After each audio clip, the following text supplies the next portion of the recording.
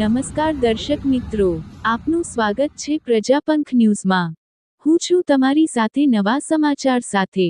આજે વાત કરીએ એક એવા પ્રસંગની જે રાષ્ટ્રની એકતા, અખંડતા અને પ્રેરણાનું પ્રતીક છે।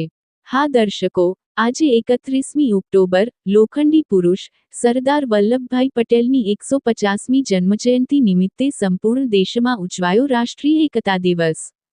આ પાવન પ્રસંગે સચિન પોલીસ સ્ટેશન દ્વારા એક અનોખો સ્નેહમિલન અને વૃક્ષારોપણ કાર્યક્રમનું આયોજન કરવામાં આવ્યું।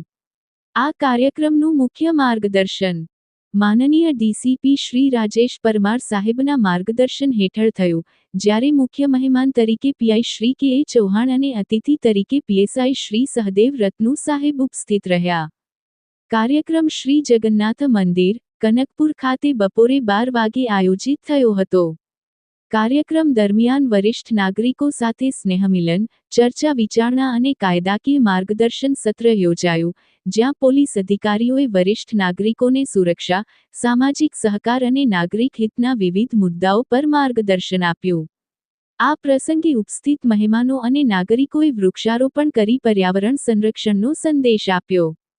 કાર્યક્રમનું સંચાલન સચિન પોલીસ સ્ટેશન પરિવાર દ્વારા થયું, જ્યારે સહયોગ આપવામાં આવ્યો સચિન વિસ્તારના સિનિયર સિટીઝન ક્લબો, rotary RCC Sachin Kanakpur, RCC yoga, Chhath Puja સમિતિ અને ઓરિસ્સા મહિલા મંડળ દ્વારા।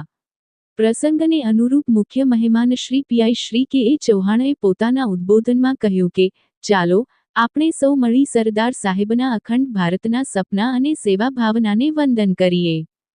સરદાર વલ્લભભાઈ પટેલ માત્ર રાજકારણી નહોતા, પરંતુ ભારતની એકતા, અખંડતા અને અડગ સંકલ્પના જીવંત પ્રતીક હતા।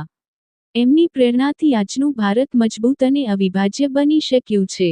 કાર્યક્રમના અંતે ઉપસ્થિત સૌએ સરદાર પટેલના વિચારોને જીવનમાં ઉતારવાની પ્રતિજ્ઞા લીધી અને એક ભારત, શ્રેષ્ઠ ભારત ના સંકલ્પ સાથે કાર્યક્રમ પૂર્ણ થયો।